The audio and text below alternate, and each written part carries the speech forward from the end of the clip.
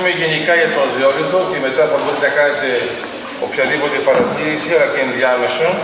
Εντάξει, γιατί ξέρω ότι είμαστε εδώ στη χώρα του Κολοκοτρώνη, αλλά τα ενδιάμεσα είναι απαραίτητα. Θα σας κάσετε να σας πω να μιλήσετε μόνο στο τέλος. Άρα, ο ζεόλιθος αρχικά, γιατί είναι μερικοί που με ρωτούσαν και έξω, τα είπαμε και με τον δημοσιογράφο, ζεόλιθος είναι από δύο λέξεις, ζέο και λίθος. Άρα, το ζέο σημαίνει βράδυ. Γιατί την πρώτη φορά που τον βρήκε τον ζεόλιθο ο Κρόνστεντ, ένας Σουηδός ερευνητής, παρατήρησε ότι άμα ζεστάνεται το ζεόλιθο, τότε τι γίνεται, δίνει την εντύπωση ότι βράζει. Στην πραγματικότητα ο ζεόλιθος, όταν τον βλέπετε ακόμα και σε αυτή τη μορφή, εδώ, που είναι μόνο πέτρα, είναι γεμάτος νερό. Ο ζεόλιθος απορροφάει 20 φορές το βάρος του σε νερό. Άρα αυτή η ιδιότητα της υδροφιλίας είναι η πιο σημαντική. Τώρα θα σας δείξω μερικές εικόνες που αφορούν τον ζεόλιθο. Άρα βλέπετε τώρα εδώ, ο ζεόλιθος είναι ένα πέτρωμα. Αυτό το πέτρωμα, αυτό το συγκεκριμένο, είναι από την περιοχή Πετρωτών, στο Βόρειο Εύρο, και βλέπετε ότι έχετε μερικούς κρυστάλλους. Θα το δείτε όταν είναι σε μεγάλη μορφή, θα δείχνω. Ο ζεόλιθος λοιπόν να θυμάστε ότι παράγεται από ηφαίστειο. Άρα χρειάζεται ένα ηφαίστειο και μετά η λάβα του πρέπει να βρει ρηχή θάλασσα, λιμνοθάλασσα. Όταν έχουμε το συνδυασμό των δύο, τότε έχουμε ζεόλιθο. Αλλιώς δεν έχουμε. Άρα π.χ. μην περιμένετε ζεόλιθο, ας πούμε, στη Σαντορίνη. Η θάλασσα είναι τεράστια. Υπάρχει ζεόλιθο στη Σάμο, στη Μήλο, αλλά τα μεγάλα κοιτάσματα του ζεόλιθου είναι στην Θράκη. Και μάλιστα στη Θράκη, Βόρειο Εύρο, Πινέδα. Εδώ λοιπόν έχετε μερικά σχήματα. Αυτό που έχει ενδιαφέρον για μας είναι ότι ο ζεόλιθος σπάζει εύκολα. Είναι πάρα πολύ σημαντικό, γιατί η εξόρυξη γίνεται μόνο μηχανικά, με σκαφέα, μετά τα μεταφέρουμε σε φορτηγά και μετά ο σπαστήρας θα τον σπάσει σε διάφορες κοκκομετρίες. Εδώ σας έχουμε φέρει κοκκομετρίες που είναι, το πιο μεγάλο είναι από 2,5 χιλιοστά έως 5. Θα έχετε το 0,8 με 2,5. Κρατήστε το λίγο να το κρατούμε, γιατί έχουμε και παρατηρήσεις. Άρα από 0 έως 0,8 δεν πειράζει, είναι φίλος, άρα μπορούμε να το κάνουμε. Εδώ είναι, βλέπετε, μια μορφή πούδρας και έχετε τώρα έως 0,15. Τώρα είναι πραγματικά υψηλή πούδρα. Όλη αυτή η ζεόλιθη, όπως το βλέπετε και εδώ, με το 25, άρα η ίδια κοκκομετρία, από 1 από τα 4, είναι πάντα ο ίδιος ζεόλιθος. Είναι πάντα αυτό. Δεν έχει λοιπόν καμία χημική επεξεργασία και βέβαια καμία πρόσθεση. Αυτό που έχει μεγάλη σημασία για μας είναι το εξής. Ο ζεόλιθος έχει 70 ποικιλίες. Σε 70 ποικιλίες μία έχει μεγάλο ενδιαφέρον, μεγαλύτερο από τις άλλες, είναι ο κλινοκτυλόλιθος. Άρα, στην πραγματικότητα, ο ζεόλιθος που σας ενδιαφέρει είναι ο κλινοκτυλόλιθος. Το λέω αυτό για να καταλάβετε το ανάλογο. Το νεοκλής είναι και στην Κύπρο. Γιατί βέβαια αυτοί έχουν ΑΟΣ, αλλά από ζεόλιθο, κλινοκτυλόλιθο δεν έχουν. Έχουν 6 ζεόλιθους. Δεν είναι κανένας εμπορεύσιμος και κανένας δεν είναι κλινοκτυλόλιθος. Αλλά έχει μεγάλη σημασία να καταλάβετε ότι εμείς εδώ, τοπικά, στην Ελλάδα, ζούμε σε μια χώρα που έχει τεράστιες ποσότητες ζεόλιθο, πάνω από 80 εκατομμύρια τόνους ζεόλιθο. Για να καταλάβετε, θα μπορούσαμε να τροφοδοτήσουμε την κατανάλωση του ζεόλιθου στη γη για 20 με 25 χρόνια. Μόνο εμείς. Άρα, ο ζεόλιθος λοιπόν είναι μια πέτρα, σκληρότητα είναι 2,8-3,2, είναι πολύ μαλακή. Τη σπάζουμε ακόμα και με το χέρι, θα μπορούμε να κάνουμε πειράματα.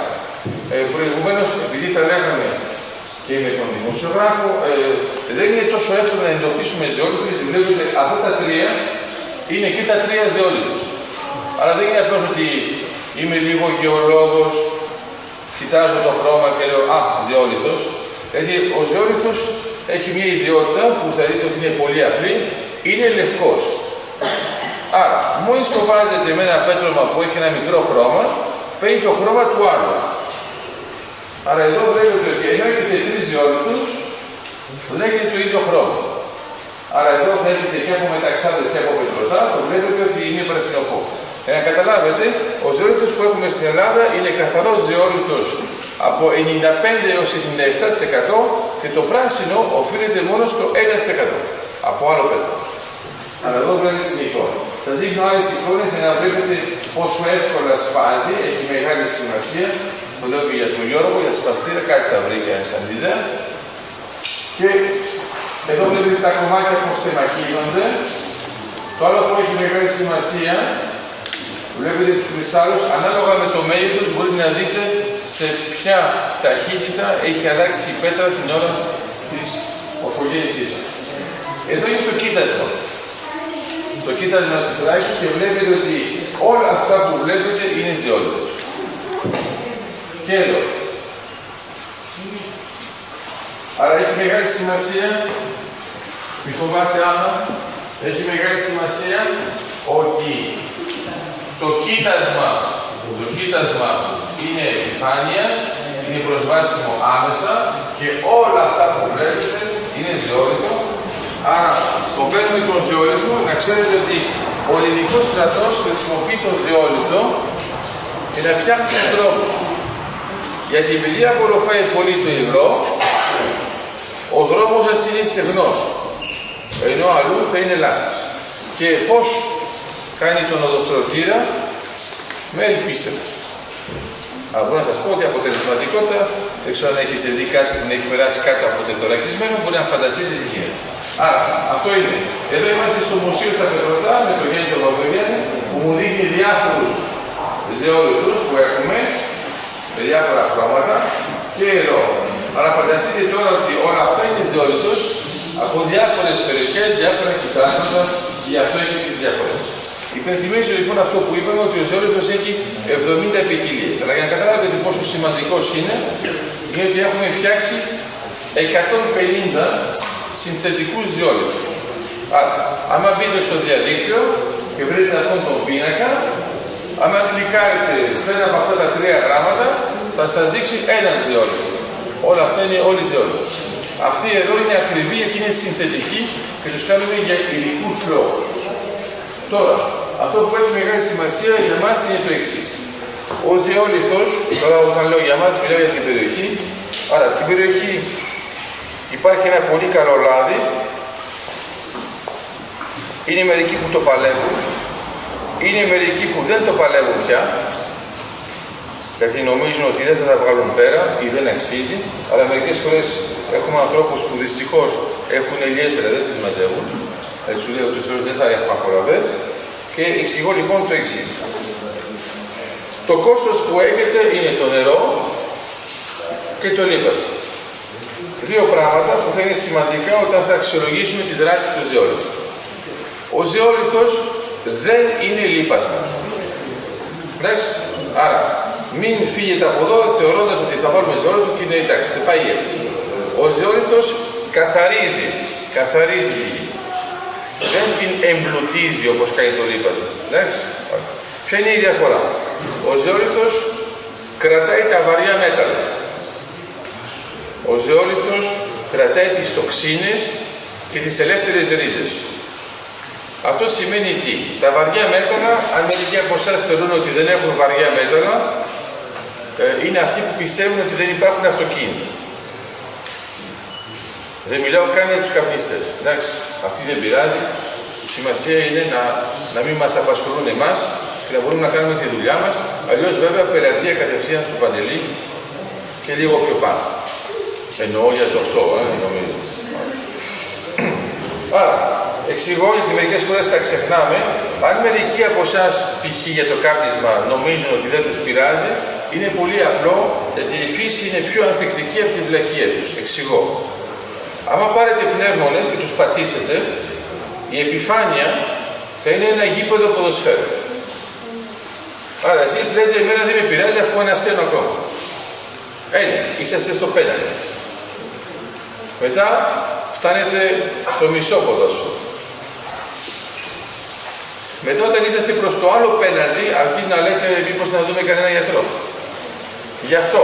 Άρα αυτή η μεγάλη επιφάνεια έχει μεγάλη σημασία, έχει γη. Το ίδιο λοιπόν κάνει ο ζεόλιθος. Ο ζεόλιθος είναι τόσο αποτελεσματικός που άμα του έχετε βάλει ακόμα και πυρηνικά απόβλητα, όπως έγινε στο Τσέρνομπιλ, βέβαια εσείς δεν ξέρετε το Τσέρνομπιλ, γιατί ξέρετε στην Ελλάδα τα πυρηνικά απόβλητα σταμάτησαν στα σύνορα.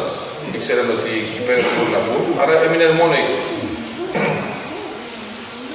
Βάζουμε ζεόλιθο σε αυτή τη μορφή και Τσέρνομπιλ και Φουκουσίμα, απορροφάει το ουράνιο, ξαναμαζεύουμε το χαλίκι, το βάζουμε σε γυαλί, βετό και έτσι καθαρίζουμε τη γη. Δηλαδή, ο πιο αποτελεσματικός τρόπος που έχει βρει η ανθρωπότητα να καθαρίσει από πυρηνικά απόβλητα είναι με το ζεόλιθο. Ο ζεόλιθος λοιπόν έχει την εξής ιδιότητα, κρατάει τα βαριά μέταλλα. Δεν τα κρατάει χημικά, τα κρατάει μηχανικά. Άρα, όταν έχει ένα βαρύ μέταλλο, μπαίνει μέσα, μένει.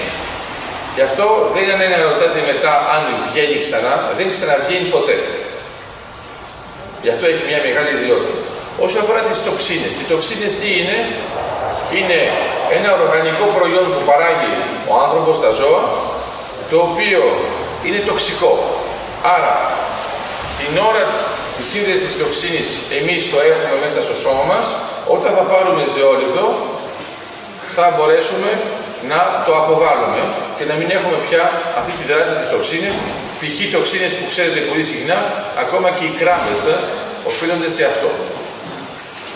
Το τρίτο στοιχείο που απορροφά ο ζεόλιθος είναι το εξής, είναι οι ελεύθερες ρίζες. Αυτό έχει ιατρικές επιπτώσεις και γι' αυτό μερικοί που έχουν προβλήματα, ειδικά όσο αφορά τον λαιμό, παίρνουν ζεόλιθο εδώ και χρόνια, αλλά είναι πάντοτε το παράδοξο για μας, είναι ότι παίρνουν ζεόλιθο εδώ και χρόνια σε μορφή υγρή από την Αμερική, τον αγόραζαν πανάκριβα και δεν ήξεραν ότι έχουμε ζεόλιθο εδώ. Τώρα για τη γεωργία. Αυτό που έχει σημασία είναι το εξής. Άρα εδώ μιλάμε για πειράματα που έχουν γίνει με συμβατική καλλιέργεια, εντάξει, εκτός από τη βιολογική ντομάτα. Άρα κοιτάζετε λοιπόν εδώ, έχετε το είδος της παραγωγής, εδώ έχετε την αύξηση της παραγωγής και εδώ έχετε που έγινε η έρευνα. Η έρευνα δεν έγινε σε εργαστήριο, έγινε σε κτήματα. Άρα, το καλαμπόκι έχετε μια αύξηση παραγωγής 50%. Το σιτάρι 29%, το ρύζι 34%, η βιολογική ντομάτα 48 με 52%, το σταφύλι 48 με 66%, τα ακτινίδια 45%, το βαμβάκι 17%, ανθοφορία γαρίφαλο 25%. Μένω λίγο στο γαρίφαλο και στην ανθοφορία. Σε μία γλάστρα βάζουμε 1 κιλό ζεόλιθο για 10 κιλά γης.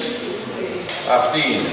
Το καλό με τις γλάστρες, και το λέω περισσότερο στις γυναίκες, είναι ότι θα δείτε τα αποτελέσματα σε 15 μέρες. Δεν είναι να περιμένετε μήνες, γιατί είναι πολύ κλειστός ο χώρος. Δεν έχετε επιρροή από τα άλλα στοιχεία. Ξέρετε ακριβώς τι έχει μέσα και με αυτό το ποσοστό θα δείτε ότι το χώμα σας θα είναι πιο αφράτο, το ριζικό σύστημα θα είναι πιο αναπτυγμένο και γι' αυτό, ελπίζω να μου το δείξει σε κάποια φάση πιο νωρίς, έχουμε κάνει γλάστρες τώρα εμείς για διάφορα πειράματα που να είναι διαφανές. Έτσι βλέπουμε αμέσως τις ρίζες. Θα σας δείξω και ένα πείραμα με αγκουρίες. Τώρα, για τα αμπέλια και τις ελιές,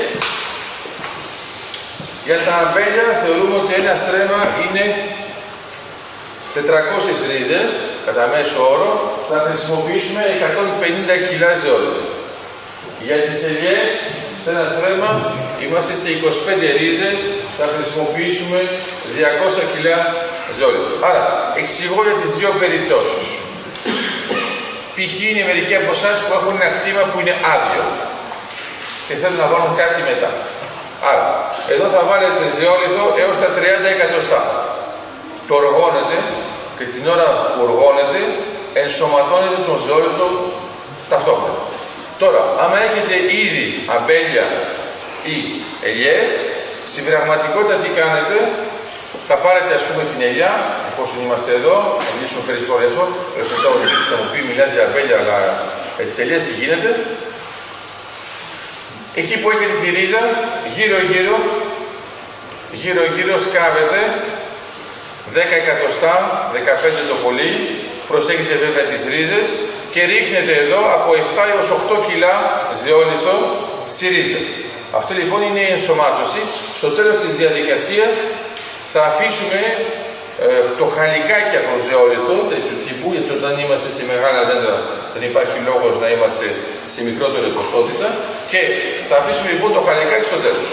Μετά από τη διάρκεια, μάλιστα θα πάμε να κάνουμε πρακτική, αλλά όσοι θέλουν από εσάς να δουν πώς το κάνουμε θα το δουν. Τώρα, ποια είναι η διαδικασία? Αυτό θα το κάνετε πρώτο χρόνο, άρα για τις ελιές 200 κιλά το στρέμμα, 200 κιλά το στρέμμα την επόμενη χρονιά και την επόμενη ακόμα. Αν είσαστε σε βιολογική καλλιέργεια, τότε δεν βάζετε πια τίποτα. Αν είσαστε σε συμβατική καλλιέργεια, τότε θα ξαναβάλετε μετά από 10 χρόνια. Γιατί την ώρα που βάζετε εσείς το λίπασμά σας, ξανά προκαλείτε σε κάποια φάση χωρισμό της γης. Τώρα τι κάνει ο ζεόλιθος? Στην πραγματικότητα ο παραγωγός βάζει π.χ. το λίπασμά του και ξαφνικά βλέπει ότι δεν έχει μεγάλη απόδοση. Π.χ. έβρεξε πάρα πολύ και το λίπασμα έχει κατεβεί κάτω από το ριζικό σύστημα. Άρα ο κλασικός παραγωγός τι κάνει? Ξαναβάζει λίπασμα. Σου λέει δεν φτάνει. Έχει δίκιο ότι δεν φτάνει, γιατί τώρα το προηγούμενο δεν το ακουμπάει πια. Αυτό όμως χάνει χρήματα τζάμπα. Πρώτα απ' όλα γιατί το λίπασμα όταν το βάζετε, η γη της Ελλάδος κατά μέσο όρο είναι οξύδι. Άρα το 70% από το λίπασμα παλεύει μόνο και μόνο με τη γη. Δεν παλεύει να τροφοδοτήσει το φυτό. Βάζοντας πρώτα ζεόλιθο και μετά το λίπασμα, καθαρίζετε τη γη από τα στοιχεία που την ενοχλούν, θα πάτε προς ένα pH που είναι γύρω στα 7, που αυτό το θέλετε, και μετά θα βάλετε το λίπασμα. Αλλά επειδή έχετε κάνει αυτή τη διαδικασία, θα έχετε ανάγκη από λιγότερο λίπασμα. Το άλλο καλό είναι ότι θα έχετε ανάγκη από λιγότερο νερό.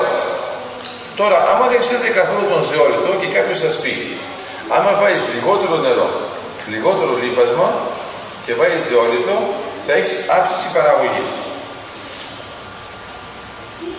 Αυτό είναι δύσκολο να το πιστέψετε με την πρώτη, άρα δεν μας ενδιαφέρει, μην το πιστεύετε, κάντε το και θα το δείτε μετά. Για να καταλάβετε πόσο αποτελεσματικός είναι ο ζεόλιθος όσο αφορά την απορρόφηση νερού, τον χρησιμοποιούμε και για τα καράβια LNG. Τα καράβια LNG μεταφέρουν υγροποιημένο αέριο.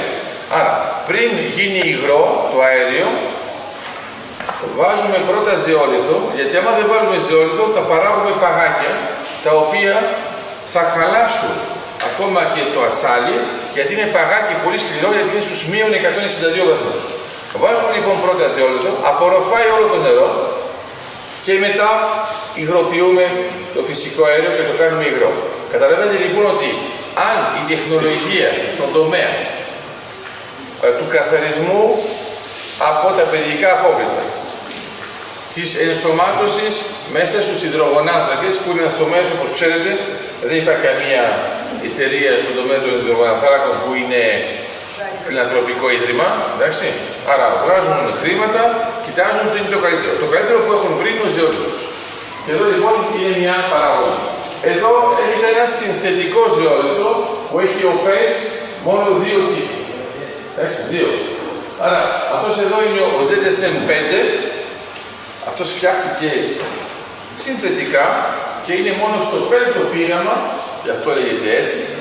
Το λέω για την Ευαγγελία και μετά θα ρωτάει γιατί είναι το 5, αλλά το ζήτα, όπως καταλαβαίνεις, είναι από το ζεόλιθο και εδώ είναι ο άνθρωπος που το έκανε και μετά το 5ο είναι το πείραμα. Κατάφερε λοιπόν να κάνει ένα δίχτυ, πολύ λεπτό, πολύ μακρύ. Αυτό επιτρέπει το φιλτράζ. Γενικά ο ζεόλιθος πρέπει να καταλάβετε ότι είναι μια μορφή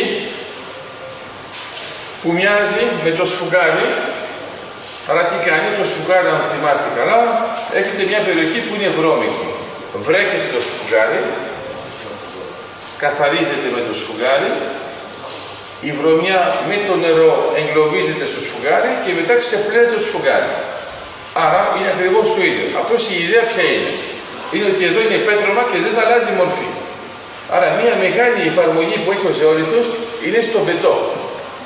Στο μπετό όλοι σας έχετε φτιάξει μπετό, φαντάζομαι στην περιοχή, και μετά πετάτε νερό. Θυμάστε? Γιατί πετάτε νερό? Πετάτε νερό γιατί η επιφάνεια αφυδατώνεται πιο γρήγορα από αυτό που είναι μέσα. Άρα θα αρχίσει να σκάσει. Δεν θέλει να σκάσει. Άρα το βρέχουμε για να αφυδατώνεται συνολικά με τον ίδιο τρόπο. Αυτές εδώ οι ιδιότητες είναι αυτές που θα χρησιμοποιήσουμε στη γεωργία και φανταστείτε ότι όταν βάζετε αυτά τα νερό, αυτό εδώ, το ζεώρηθο, στην πραγματικότητα είναι σαν να βάζετε πολύ μικρά ποτιστικά. Άρα, πετάτε το νερό κανονικά, το παίρνει όλο ο ζεώρηθος και μετά το ξαναδεί. Είναι μερικοί από εσάς που χρησιμοποιούν λιπάσματα, αλλά δεν ξέρουν ότι πάνω στο λίπασμα υπάρχει ζεώρηθος. Είναι όλα τα λιπάσματα που είναι επιβράδυνσης. Εντάξει, η ιδέα ποια είναι? Το βάζουμε το λίπασμα και δεν θέλουμε να πάει κατευθείαν στη γη, αλλιώς η γη θα κάνει ένα τέτοιο πράγμα ενεργειακά. Άρα, βάζουμε το λίπασμα, γύρω έχει ζεώρηθο και ο ζεώρηθος θα δώσει σιγά σιγά το λίπασμα, έτσι ώστε η καμπύλη να είναι ισορροπημένη. Σας δίνω ένα άλλο παράδειγμα. Εδώ έχετε παραφίνες, είναι αλκάνια, γραμμικά. Εδώ έχετε τον ζεώρηθο ψι. Αυτός ο ζεώρηθος ψι επιτρέπει αυτή τη μετάλλαξη. Πάρα πολύ σημαντική. Εδώ είναι από μια δημοσίευση του 2010. Άρα να καταλάβετε πρακτικά. Αυτό εδώ είναι η βενζίνη που είναι η φτηνή. Αυτή εδώ η βενζίνη είναι ακριβή. Η διαφορά των δύο όταν πηγαίνετε στο κρατήριο προέρχεται από το ζεώρηθο. Ο ζεώρηθος τι κάνει?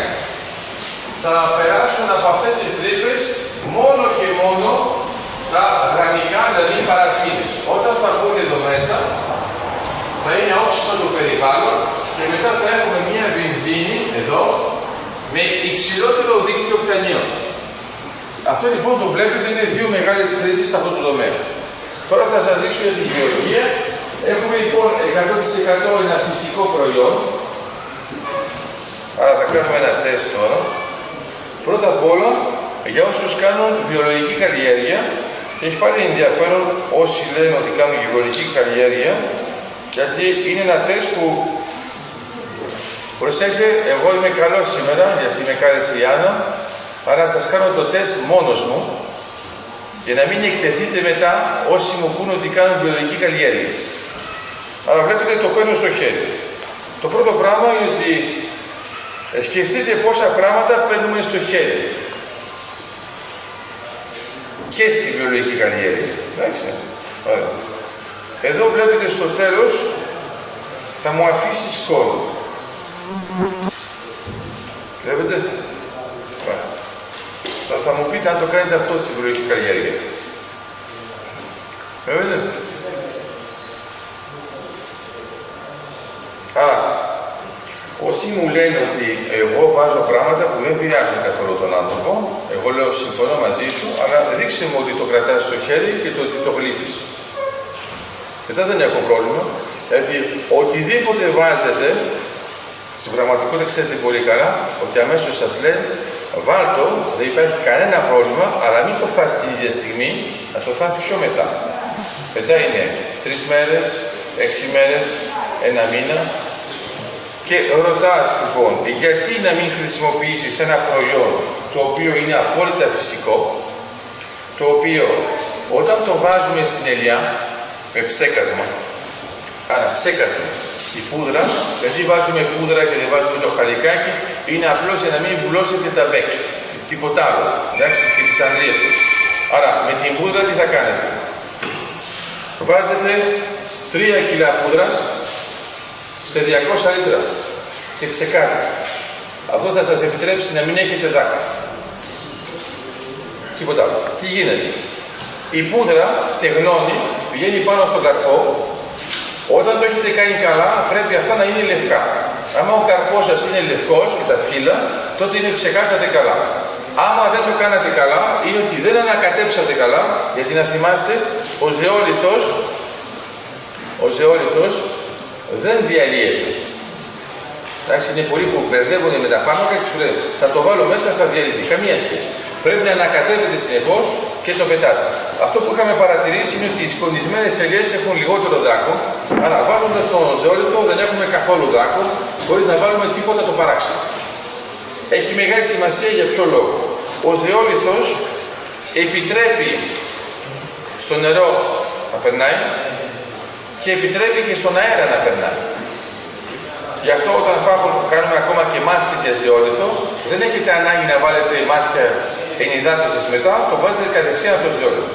Άρα, για την ελιά συγκεκριμένα, η ενσωμάτωση 7-8 κιλά γύρω από τις ρίζες με το χαλικάκι που είπαμε. Μετά, ψέκασμα, ανάλογα, εδώ λοιπόν έχουμε ψεκάσει και ελιές, τα έχει κάνει η Βασιλική.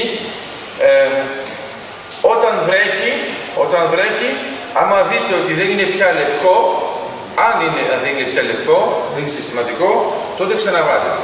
Αυτό είναι τίποτα, αλλά είναι όπως το άλλο. Θα μου πείτε, το έχω χάσει τώρα γιατί έχει φύγει. Δεν πειράζει, ούτως ή άλλως πάει στη γη. Άρα είναι πάλι καλό, ούτως ή άλλως. Άρα, να θυμάστε λοιπόν, ένα άλλο πράγμα που είναι πολύ σημαντικό για την ελιά είναι ο κατσίγαρος. Ο κατσίγαρος δεν είναι τόσο σημαντικό για τον παραγωγό, αλλά είναι πιο σημαντικό για τον λωτρή. Άρα, ξέρετε, τώρα κάνω μια μικρή παρένθεση όσο αφορά την νομοθεσία. Ότι είμαστε στην Ελλάδα. Εντάξει, θα δείτε ότι για το λιόσμο, το κατσίγαρο, έχουμε μερικά λιοτρίβια που δεν δουλεύουν ακριβώς κανονικά, γιατί ξέρουν πολύ καλά ότι άμα το πιάσαμε όλοι, έτσι γίνεται. Δεν είναι ανάγκη να πω περισσότερο. Και λέω λοιπόν, αντί να κάνουμε αυτό το πράγμα, για το οποίο πάντοτε φοβόμαστε ότι κάποιος μπορεί να μας πει μετά έχουμε ότι αυτό βρωμάει, είναι τοξικό, είναι πολύ απλή η λύση. Τώρα υπάρχει. Η λύση είναι εξής. Βάζετε 3 τόνους, εντάξει, 3 τόνους ζεόλιθο, 3 τόνους γεωργικό ασβέστη και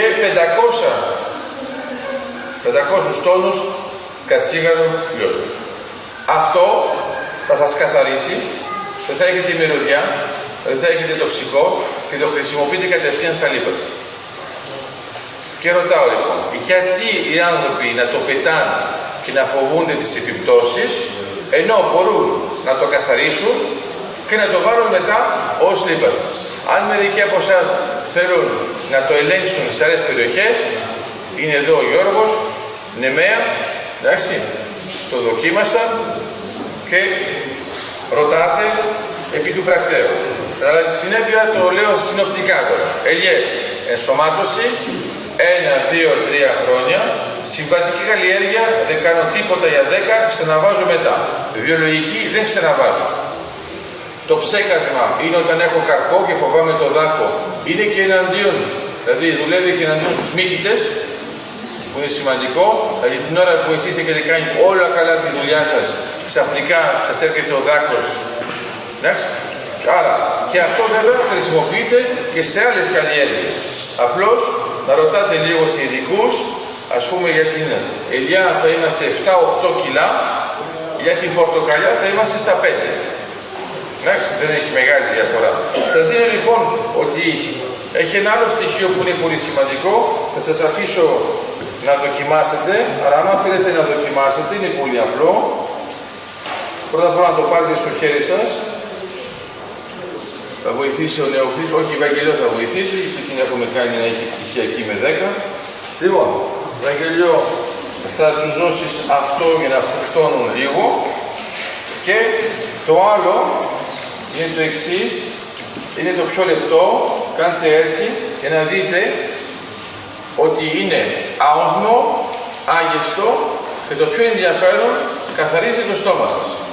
Και αυτό το τώρα το χρησιμοποιούν και στην οδοντιατρική, θα κάνουμε τώρα πειράματα και στην Κρήτη, γιατί στην πραγματικότητα τι κάνει, επειδή απορροφά τις οσμές και έχει μια χρήση που δεν ήξερα Παντελή, τώρα την έμαθα πρόσφατα, είναι ότι είναι πολύ καλό για ολίτιδα γιατί επειδή απορροφάει πολύ γρήγορα το νερό, απορροφάει βέβαια πολύ γρήγορα και το αίμα και η αιμορραγία του σταματάει αμέσως.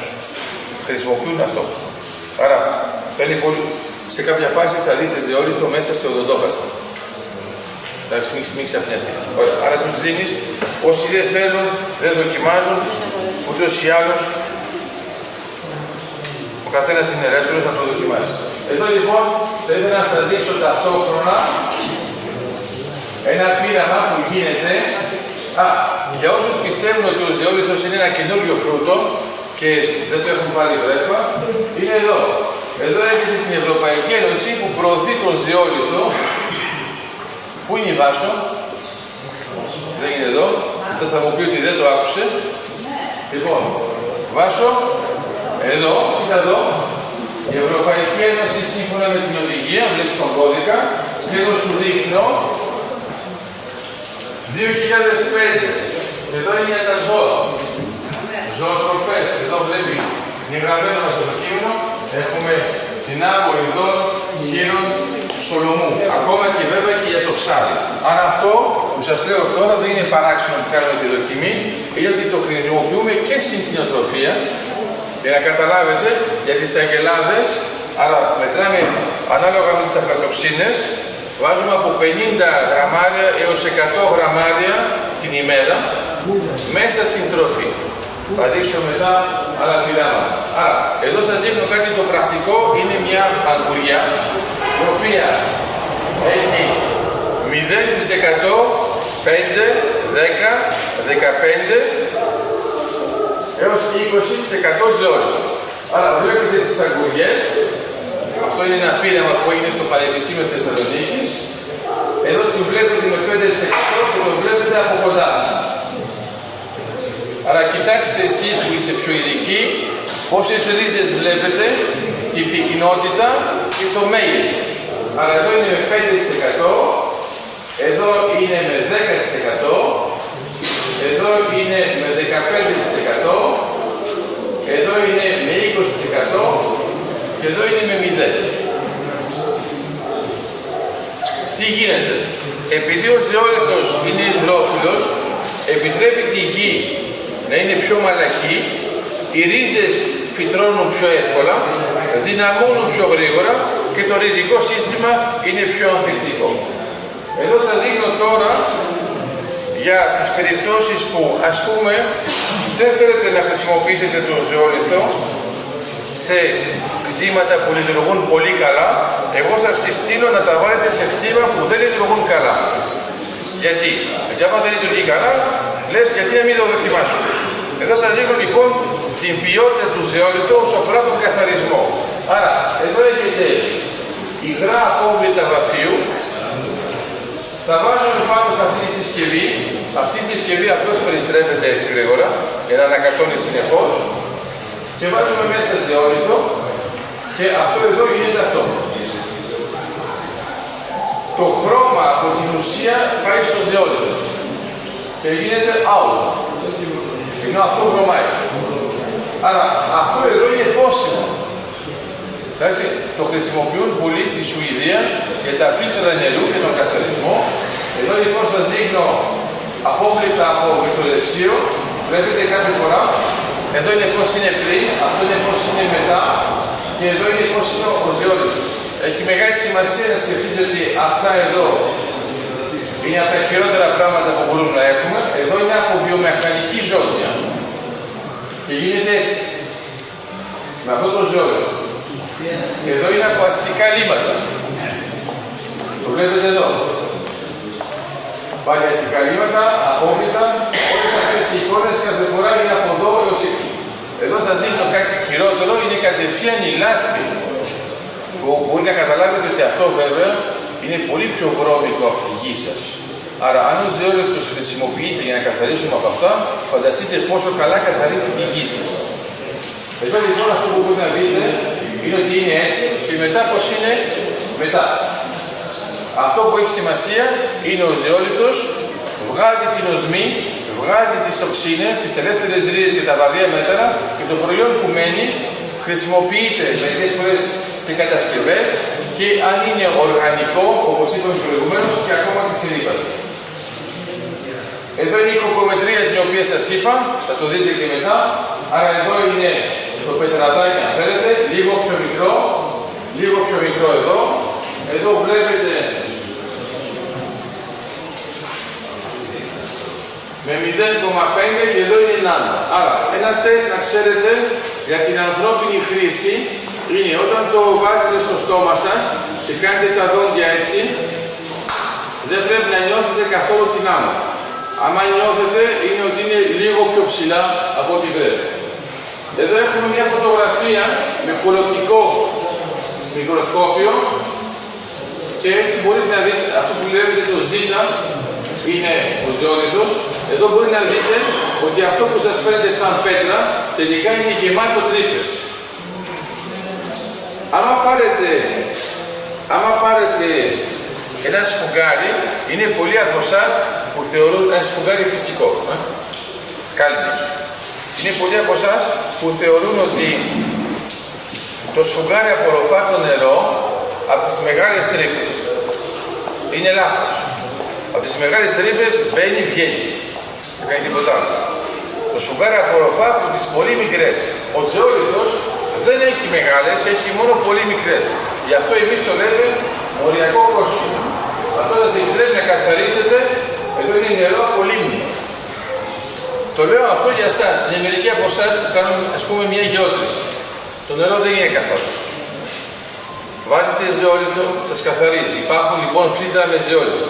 Το άλλο που μπορείτε να το κάνετε πολύ απλά, έχετε μια δεξαμενή, βάζετε ζεώρυθο μέσα, αφήνετε το νερό να μπει, το αφήνετε ας πούμε 2 ώρες, 3 ώρες, ανάλογα με την ποσότητα που χρειάζεται, αυτό που ξαναβγαίνει είναι καθαρό. Και το έχει απορροφήσει ο ζεώρυθος. Εδώ λοιπόν, προσέξτε, έχει κιανοβακτήρια. Και εδώ είναι πριν και μετά. Δεν καθαρίζει μόνο από τις φυσικές ουσίες, αλλά και από τις οργανικές. Εδώ πάλι βλέπετε πριν και μετά. Θα δείχνω τώρα ένα πείραμα που έχει κάνει ένα παιδάκι στην Κρήτη. Και όπως λέει ο Δημήτρης, στην Κρήτη είναι πιο γρήγορη. Άρα ο Άλεξ τι κάνει, λέει, αφού λέει, δεν λέει ψέματα ο δάσκαλος, θα δοκιμάσω κι εγώ. Άρα πήρε λοιπόν μια τέμπερα μαύρη, πήρε νερό καθαρό, το ανακάτεψε, έγινε αυτή η αηδία. Μετά είπε θα πάρω τον ζεώρυθο τον εδώ. Προσέξτε, αυτό δεν είναι για καθαρισμό, είναι για γεωργία. Άρα δεν είχε από αυτόν εδώ το πολύ λεπτό. Και λέει, περάσει θα κάνω το πείραμα αυτό. Άρα κάνει το πείραμα και το βλέπετε. Βλέπετε πώς αλλάζει. Κοιτάξτε πώς θα καθίσει εδώ σιγά σιγά.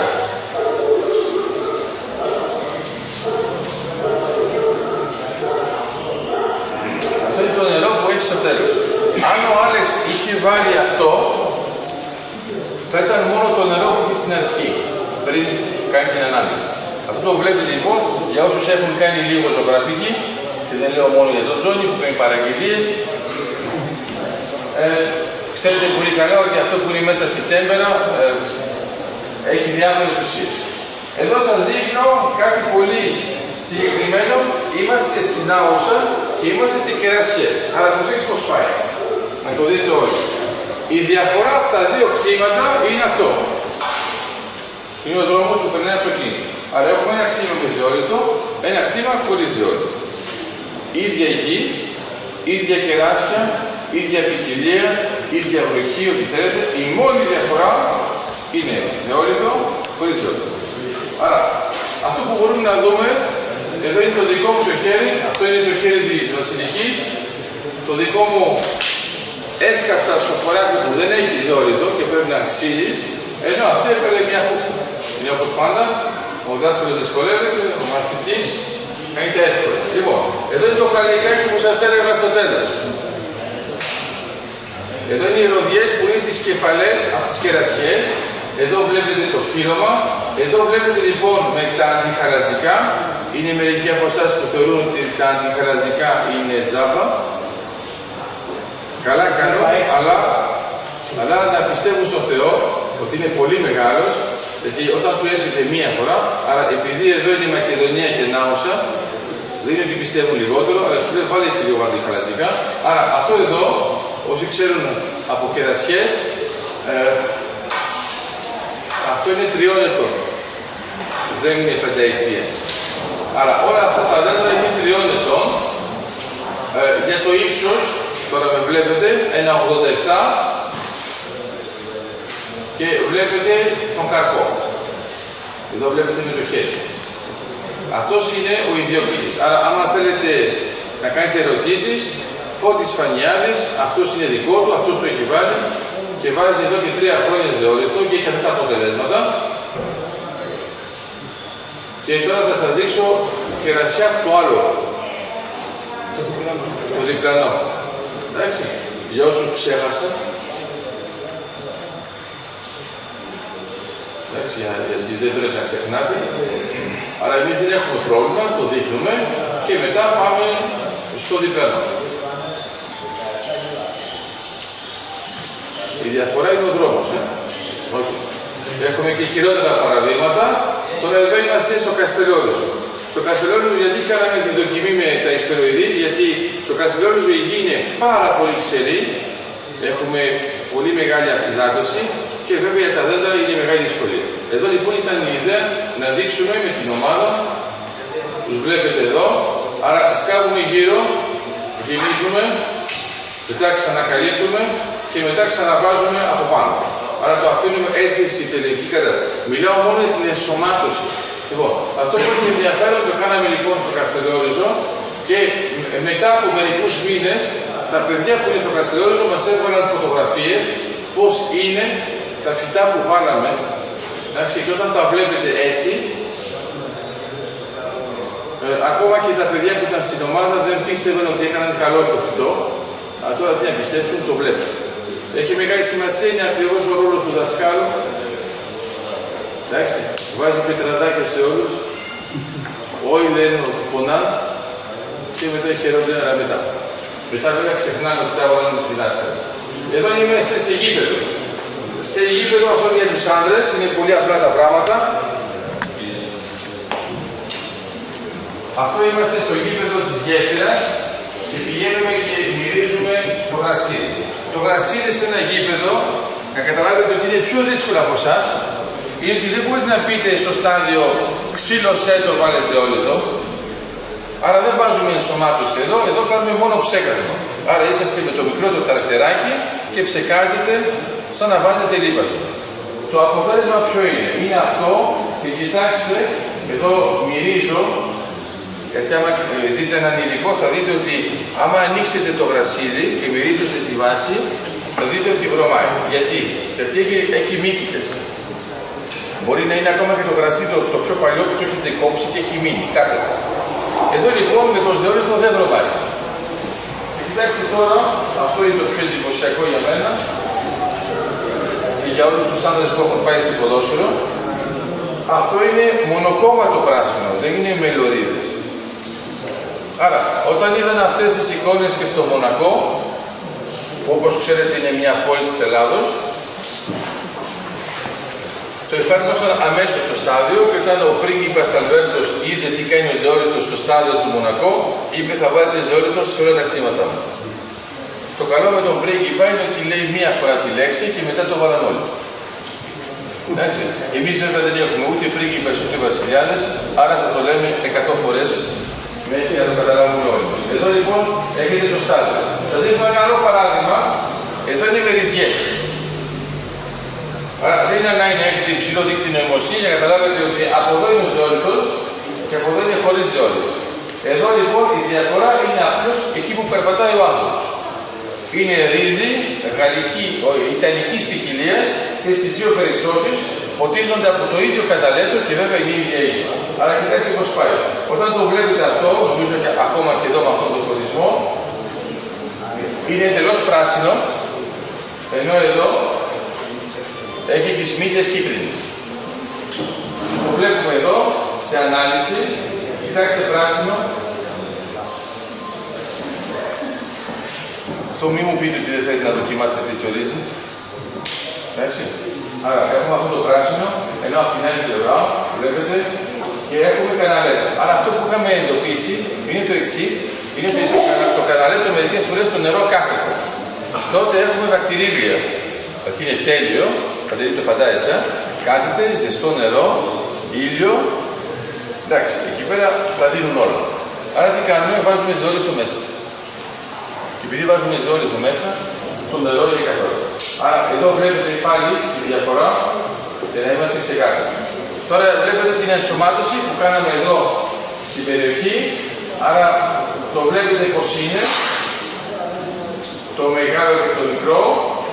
Εδώ όμως είμαστε στην Κρήτη, άρα εδώ είναι σε μπαξέ. Άρα σε μπαξέ το βλέπετε πως κάνει, αυτός είναι ο διοκτήτης, εντάξει. Άρα το πετάμε έτσι. Σε μπαξέ βέβαια δεν είναι τα ίδια με την ελιά, θα πάμε λιγότερο, όχι τόσο βαθιά, δεν έχει νόημα. Άρα και μετά περνάμε με τη φρέζα. Άρα η φρέζα να κατώνει χωρίς να δεν οργώνεται βέβαια, δεν έχει νόημα. Και το βάζετε και εδώ ελέγχουμε ας πούμε ότι δεν ξεπερνάει τα 20 εκατοστά σε βάθος. Άρα θα είναι το τέλειο και αυτό έχει μεγάλη σημασία. Γιατί αυτό που σας έλεγα με το παράδειγμα, όταν βρέχει πάρα πολύ, πολλά από τα λιπάσματα κατεβαίνουν πιο κάτω. Με τον ζεόλιθο τα λιπάσματα μένουν στο ίδιο επίπεδο. Άρα το βάζουμε λοιπόν με τη φρέζα εδώ, και το βλέπετε εδώ είναι όλη η οικογένεια. Και εδώ το βάζουμε σε κολοκυθιές. Εδώ είναι η άλλη ιδιοκτήτρια. Και αν προσέξετε όλοι, ελπίζω να το βλέπετε όλοι, ότι βάζουμε ζεόλιθο με το χέρι. Αυτός εδώ είναι 3 χρονών. Άρα, αν νομίζετε ότι παίζει τυχαία, έχω και την επόμενη διαφάνεια, αυτός εδώ είναι 3 χρονών και αυτός είναι ο πατέρας του. Ο πατέρας του είναι πυγμάτος. Αλλά παρόλο που είναι μαθητής μου, αν ήξερε ότι είναι επικίνδυνο για το παιδί του, καταλαβαίνει. Άρα, είμαστε μαζί όλοι και βάζουμε το ζεόλιθο κατευθείαν γύρω από τη ρίζα, γιατί εδώ ήταν το πετραδάκι. Εδώ είμαστε, βλέπετε το χέρι της βασιλικής, άρα μιλάμε για το λεπτό, αυτό που βλέπετε τώρα εδώ στο τσουβάλι. Το ανακατεύουμε και μετά ψέκασμα στις ελιές. Πρώτα απ' όλα μπορεί να είναι η πρώτη φορά που θα νιώθετε ότι πραγματικά δίνετε κάτι στην ελιά. Το θυμάστε αυτό, είναι μια μορφή χαράς παντελή. Εντάξει, το δίνεις στην ελιά και το βλέπεις ότι αυτό της κάνει καλό. Στο άλλο απλώς λες, ελπίζω να μου δώσεις. Και έχει ενδιαφέρον με την ελιά, εμείς θέλουμε μόνο να παίρνουμε στην ουσία, σπάνια δίνουμε. Με το ζεόλιθο έχει την ευκαιρία να δώσει. Εδώ λοιπόν έχει τα αποτελέσματα. Ήταν ενδιαφέρον γιατί οι εργάτες που το πετούσαν στην αρχή έλεγαν στη βασιλική πήγαινε πιο πέρα για να μην υπάρχει κάτι. Μετά όταν κατάλαβαν ότι λούζεται κατευθείαν με αυτό, δεν έχει κανένα πρόβλημα. Εδώ βλέπετε λοιπόν τις ελιές και βλέπετε αυτό που σας έλεγα, το λευκό. Πρέπει να είναι έτσι στο τέλος της διαδικασίας. Άμα βλέπετε χωρίς λευκό, το ξανακάνει γιατί δεν ανακατεύσατε καλά. Εδώ είμαστε στην Κέρκυρα, με μια δεξαμενή εδώ. Θυμάστε πάντα, είδα και μερικοί σημειώνουν, άρα 3 κιλά για 200 λίτρα. Το ανακατεύουμε, τώρα το κάνουμε σε πιο μικρές ελιές, είναι στην Κέρκυρα, άρα με όλη ώρα, και μετά βάζουμε ξανά το χαλικάκι που βλέπετε γύρω από την ελιά, όπως θα δείξαμε και στους καστρόλους. Εδώ είναι για αμπέλια. Αυτό για αμπέλια έχει ενδιαφέρον. Εδώ το αμπέλι είναι αμπέλι Grimson. Εντάξει. Άρα είναι επιτραπέζιο στα φύλλη, είναι χοντρό, μεγάλο βάρος αυτά. Αυτό λοιπόν είναι η πρώτη φορά που κάναμε ένα πείραμα που ήταν όλα από την αρχή με ζεόλιθο. Άρα οργώνεται όλο το χωράφι με ζεόλιθο και μετά βάζουμε ζεόλιθο τοπικά σε κάθε ρίζα. Πώς? Σε κάθε ρίζα είναι. Ναι, όχι γραμμικά, σε κάθε ρίζα, ναι. Είναι τζάμπα να βάλεις το... Άρα εδώ το βλέπετε πως είναι. Αυτό είναι μετά με το ψέκασμα που λέγαμε. Αυτό να ξέρετε ότι είναι... Πόσο χρόνο είναι? Αυτό... Το. Ενός χρόνου πάνε. 4 μήνων. Δεν έχει σημασία. Αυτό εδώ είναι 2 μηνών. Ναι. Εντάξει. Άρα, γιατί στην πραγματικότητα θα το δείτε γιατί τώρα ξαναφύγαμε, θα δείτε τη διαφορά τώρα είναι όπως είναι τώρα. Εντάξει. Άρα, παρόλο που είναι η πρώτη χρονιά που έβαζε Grimson, κανονικά δεν περιμένει καθόλου καρπό, και τα έκοβε για να δυναμώσουν. Δεν έχει νόημα με το ζεόλιτο. Άρα το βλέπετε πώς είναι τώρα πριν το καθαρίσει. Αυτές οι φωτογραφίες είναι από προχθές. Όχι προχθές από τη γιαγιά μου, προχθές. Εντάξει, το βλέπετε αυτό. Αλλά αυτός είναι ο ιδιοκτήτης. Το λέμε ο Αμερικανός.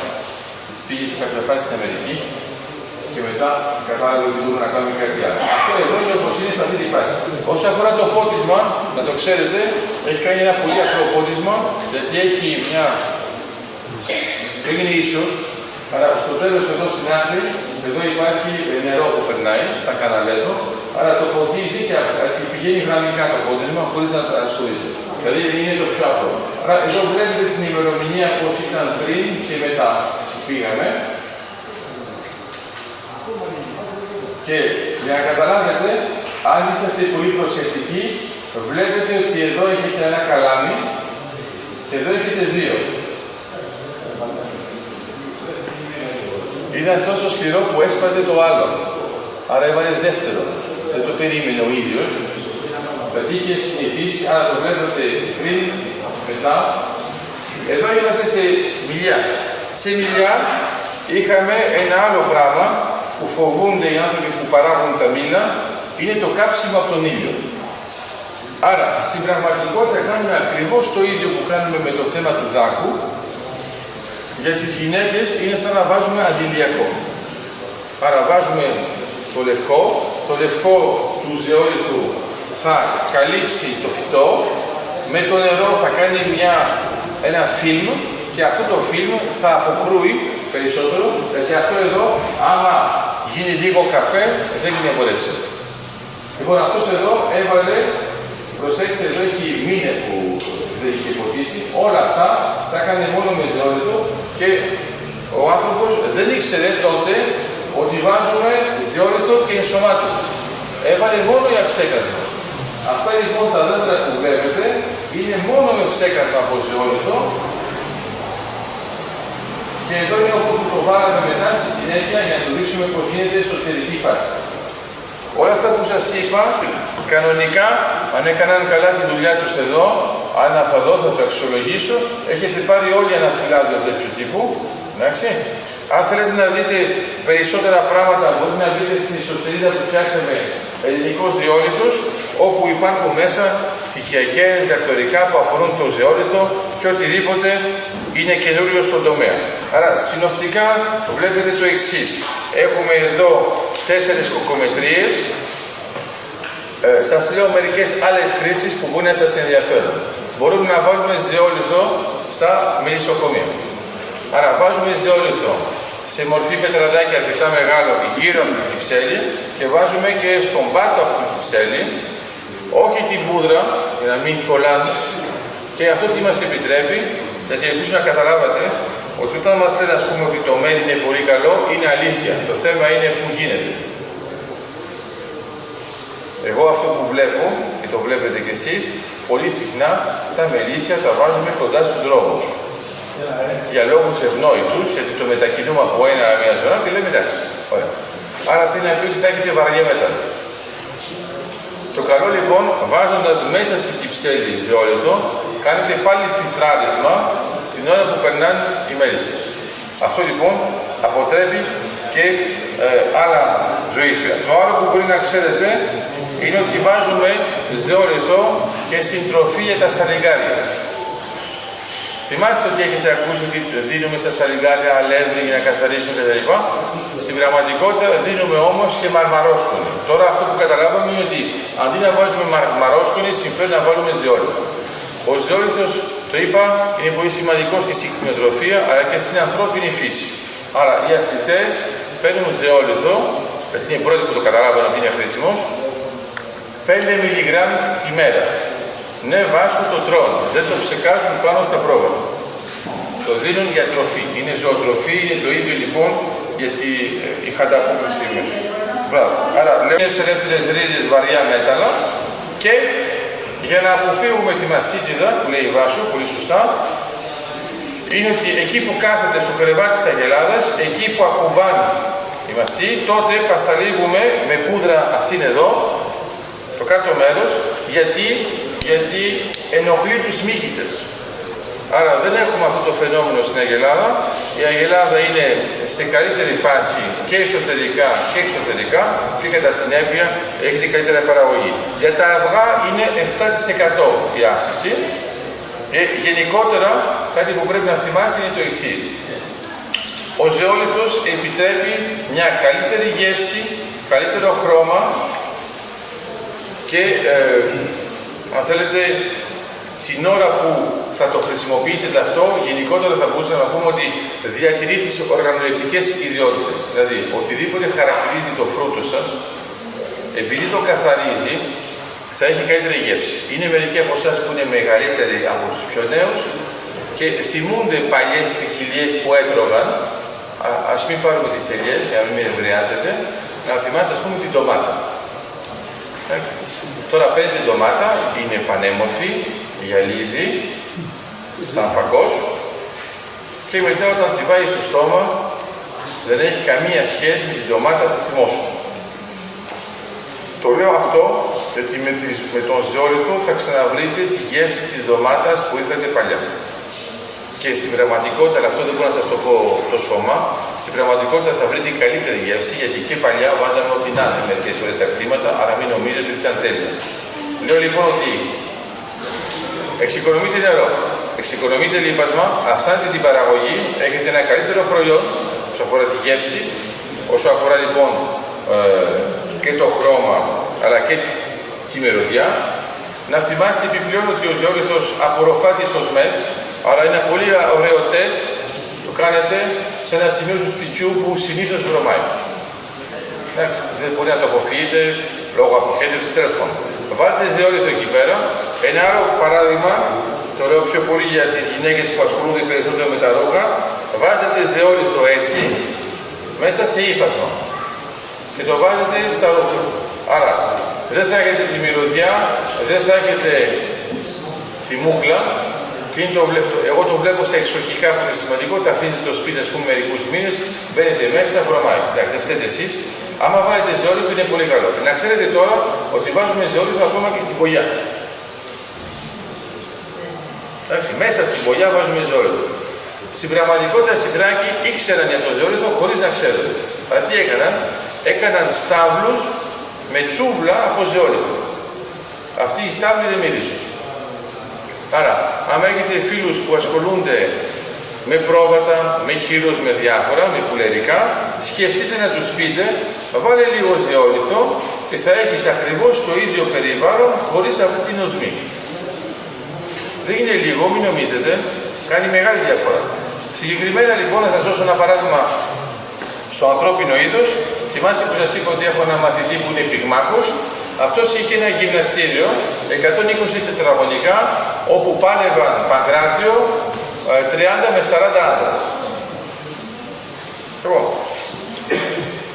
δεν είναι ανάγκη να σας πω τις λεπτομέρειες, τις φαντάζεστε. Άρα και αποφάσισε, λέει δεν μπορώ να κάνω τίποτα, έχω φέρει δεν ξέρω πόσες φορές εταιρείες να το καθαρίσουν. Άρα τι κάναμε, βάλαμε ζεόλιθο. Άρα έβαλε ζεόλιθο σε γλάστρες, έτσι, το πετραδάκι, το έβαλε σε διάφορες γωνίες που θεωρούσε ότι ήταν πιο σημαντικό. Μετά πασπάλισε με ζεόλιθο λεπτό το πάτωμα και τα άφησε σαν να είναι σκόνη. Όταν τρέχουν λοιπόν οι αθλητές, το ανακατεύουν ξανά. Αλλά αυτό είναι πάρα πολύ καλό. Και μετά το λίγο πιο χοντρό το πήρε και το έβαλε σε καρσόν από γυναίκες. Άρα τι έκανε, έκανε σαν λουκάνικα. Αυτά λοιπόν τα έβαλε στη ζώνη επαφής από τα προστατευτικά και είναι σε όλο. Λοιπόν, όταν το είδαν οι συνάδελφοι, του είπαν πού βρήκες αυτό το πράγμα. Γιατί τώρα το γυμναστήριό του δεν μυρίζει. Λέει, εγώ δεύτερη έχω 15 χρόνια που δεν ήξερα γυμναστήριο που να μην βρωμάζει. Άρα αυτό γίνεται και σας το λέω, κάντε το σε περιοχές για τα κτήματα που είναι δύσκολες. Άρα, αν έχετε υγρασία, αν έχετε ξηρασία, αν έχετε ένα pH που δεν είναι σωστό, δηλαδή είναι πιο χαμηλό, το ανεβάζει. Άμα είναι πιο ψηλό, το κατεβάζει. Πηγαίνει προς το 7. Αν έχετε προβλήματα με τον δάκο, συστηματικά έχουμε μερικές περιοχές που προτιμούν, δηλαδή όταν Θεός ξέρει για ποιο λόγο, και μετά γενικότερα αν δεν έχετε την απόδοση που έχετε στα άλλα. Σας κάνω μια πρόβλεψη, Άρα θα το βάλετε, θα ξεπεράσετε τις δυσκολίες και μετά θα πείτε πόσο χαζοί είσαστε που δεν το βάλατε στο άλλο. Θα πείτε ότι έχασα χρόνο. Η ενσωμάτωση μπορεί να γίνει όποτε θέλουμε, όσο πιο γρήγορα γίνεται, τόσο πιο γρήγορα καθαρίζουμε. Αν είσαστε σε μπαξέ και μερικές φορές τα καθαρίζετε όλα, είναι πολύ απλό, φρέζα, κατευθείαν άδειο και μετά βάζετε τα λαχανικά σας. Αν είσαστε με δέντρα, είπαμε γύρω από τη ρίζα, προστατεύουμε τις ρίζες. Ξαναλέω λοιπόν τις ποσότητες, 1/10, αμπέλια 150 κιλά, ελιές 200 κιλά, άρα 7-8 κιλά τη ρίζα, για τις πορτοκαλιές 5 κιλά και μετά ανάλογα. Άρα τώρα νομίζω ότι έχετε μια γενική εικόνα. Η Άννα δεν χαμογελά ακόμα, τους λέει μήπως ξέχασε κάτι ο δάσκαλος. Αν έχετε ερωτήσεις, το διευκρινίζουμε. Αν θέλετε λοιπόν να τα πιάσετε όλα, ελάτε εδώ να πιάσετε, να δείτε πώς είναι, γιατί είμαστε στην Ελλάδα. Στην Ελλάδα εμείς, άμα δεν κουφτώσουμε κάτι, δεν το καταλαβαίνουμε. Δεν γίνει έτσι. Έτσι, θέλετε. Και μετά πάρτε ένα χαρτάκι τουλάχιστον να διαβάσετε, γιατί είναι ωφέλιμο και μετά για οποιαδήποτε πληροφορία, εδώ είμαστε, ή για email, τηλέφωνο κτλ. Αλλά σας λέω, άμα θέλετε να τα διαβάσετε μόνοι σας, μπαίνετε στην ιστοσελίδα και είμαστε μια χαρά. Ευχαριστώ πολύ, να είστε καλά και καλή σοδιά, καλό ζεόλιθο.